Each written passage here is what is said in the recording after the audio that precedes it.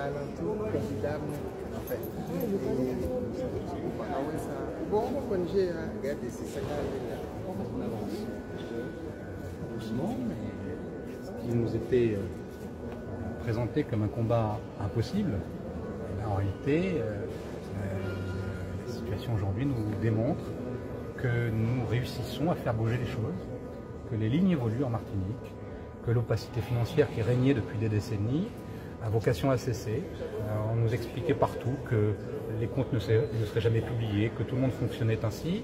Et nous avons réussi en 3 mois, avec l'initiative de Jérémy et Mathilde, à réussir à faire plier GBH, dans ce sens qu'ils ont déposé dans un premier temps les comptes sociaux. Ils nous annoncent désormais les comptes consolidés.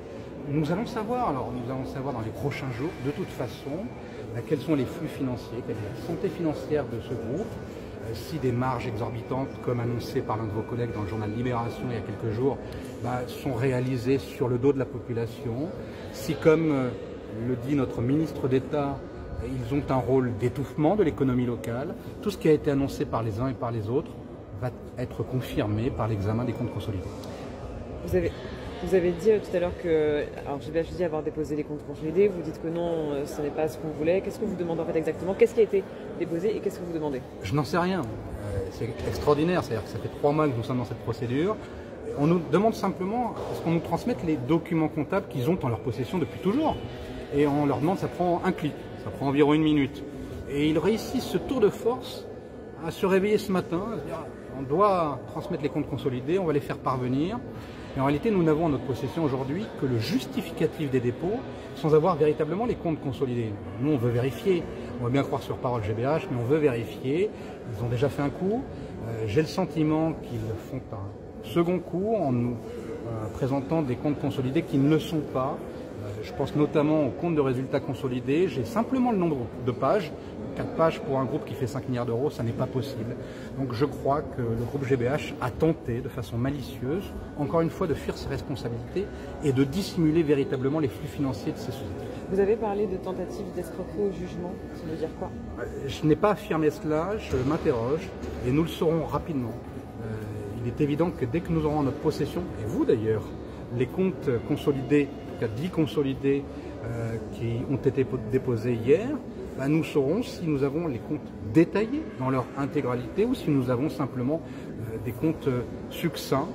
Dans cette hypothèse-là, il y a une volonté de dissimuler, voire d'escroquer le tribunal de commerce en venant dire que tout était rempli alors que ça n'était pas le cas. Ça revêt une qualification pénale en droit français lorsqu'on produit une pièce que l'on sait incomplète en vue d'obtenir une décision favorable. C'est une tentative d'escroquerie au jugement et il est évident que si jamais il était avéré que GBH a tenté de faire cela, nous prendrons nos responsabilités et nous ferons citer les responsables.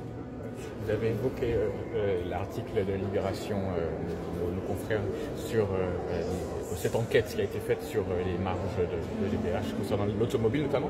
Donc, et la grande distribution. Suite à cet article, à la publication de cet article, vous avez donc entamé une deuxième procédure contre GBH, et cette fois-ci devant le tribunal correctionnel. Nous avons initié la procédure devant le tribunal de commerce aux fins de publication des comptes. Et puis un mouvement s'est créé en fait qui nous a un peu dépassé. On se rend compte qu'il y a une forme de convergence en Martinique des uns et des autres et que les mentalités sont désormais peut-être prêtes pour que l'opacité financière cesse. Et nous avons initié cette procédure et puis derrière nous avons appris que des journalistes investiguaient sur les pratiques illégales qui sont perpétrées en Martinique par certains groupes économiques. Et le journal Libération, a publié un article que vous connaissez dont les conclusions sont vertigineuses, elles sont accablantes. Le journaliste ne pressent pas des manœuvres illégales, il affirme, preuve à l'appui, qu'il existe en Martinique des pratiques illégales en termes de droit de la concurrence, qu'il y a des abus de position dominante, des ententes entre certains acteurs économiques. Et nous avons souhaité, parce que ça nous semblait logique et que nous étions les mieux placés pour avoir initié la procédure commerce, nous-mêmes de déposer plainte contre X, contre tous les acteurs qui se rendraient coupables de ces infractions, et nous laissons le soin au procureur de la République ensuite d'investiguer, de désigner un service enquêteur pour savoir ce qu'il en est, d'entendre des personnes.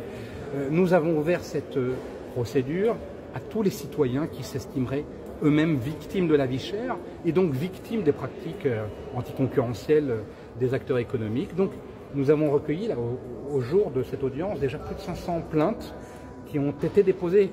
C'est pas un soutien, c'est pas un clic, c'est une démarche citoyenne qui a été réalisée par 500 Martiniquais, Guadeloupéens d'ailleurs, et Réunion également de l'Hexagone. Ça dépasse naturellement le territoire de la Martinique. Et il y a un mouvement qui est extrêmement important, qui se met en place, parce que nous avons considéré, un, que c'était le droit le plus élémentaire de toutes les victimes de déposer plainte, et deux, que plus nous serions dans cette procédure, plus nous pèserions, et cette procédure serait suivie des faits. Ce qui nous intéresse, c'est pas d'accueillir GBH, encore moins un homme, c'est d'obtenir des réponses à la vie chère. Pourquoi la vie chère en Martinique? On nous expose différentes explications. Je pense que l'explication, elle tient à des marges exorbitantes pratiquées par des groupes sur le dos de la population. Nous avons envie que la transparence soit totale et qu'ensuite derrière il y ait des répercussions concrètes pour tous nos concitoyens et qu'ils puissent, lorsqu'ils vont au supermarché, ne pas payer ces prix délirants que nous connaissons tous. Et donc il y a d'autres sociétés de la distribution, enfin en tout cas qui pourraient être assignées. Enfin là pour l'instant on parle de GBH, bon, qui est le leader sur certains marchés. Qui cristallise beaucoup de choses, qui est l'incarnation d'un système. C'est pour ça que GBH n'a pas été choisi par hasard. Après encore une fois, c'est pas GBH en particulier, c'est le système que vous combattez. Et d'autres potentiellement pourraient être assignés. J'ai la naïveté de penser, avec les relais médiatiques qu'a connu cette procédure, que les uns et les autres vont se mettre en règle très rapidement. Et les traces éloignées, donc, qu'est-ce que vous en